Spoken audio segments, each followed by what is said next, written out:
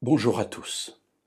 L'homme fait des plans, et nous faisons tous des plans, et d'ailleurs c'est une bonne chose. Se lancer sans réfléchir dans une activité, avec certitude, nous mène à la catastrophe.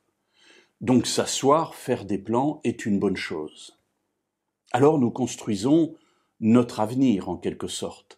Nous prévoyons de faire telle chose, puis telle autre, et ainsi nous construisons le déroulement de notre journée, de notre semaine, de notre vie, lorsque nous faisons des études et que nous prévoyons de faire tel ou tel métier. Mais est-ce la bonne voie que nous choisissons? Et il est vrai que c'est difficile. Être devant des choix est toujours perturbant, parce que nous avons plusieurs possibilités, et nous ne savons pas laquelle choisir, laquelle nous mènera là où nous voudrions aller, c'est-à-dire vers le bonheur. La Bible parle de cette difficulté. Dans le livre des Proverbes, au chapitre 16 et au verset 25, il est écrit « Telle voie paraît droite devant un homme, mais à la fin c'est la voie de la mort. » Alors oui, parfois les choix que nous faisons sont des choix qui mènent à quelque chose de terrible.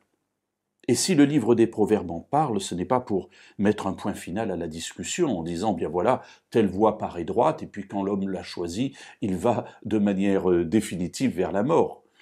Non, ici, le livre des Proverbes, et on aura l'occasion d'y revenir, est là pour nous faire réfléchir sur nos choix et nous faire prendre conscience que ce n'est pas parce que nous avons choisi une voie qui paraît droite qu'elle aboutit forcément à quelque chose de bon, et ici particulièrement à la vie éternelle.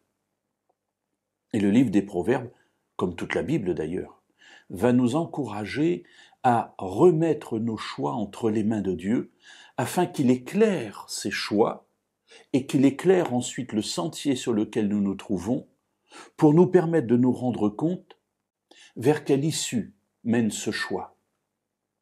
Ainsi, Dieu se propose de nous aider dans la réflexion avant de faire les choix, et ensuite de nous aider alors que nous vivons dans le choix que nous avons fait, afin qu'il puisse continuer à nous inspirer et nous montrer si à un moment donné, il faut changer de route, afin d'être non pas sur notre voie droite, qui parfois peut mener à la mort, mais être sur la voie droite du Seigneur qui, elle, mène toujours à la vie.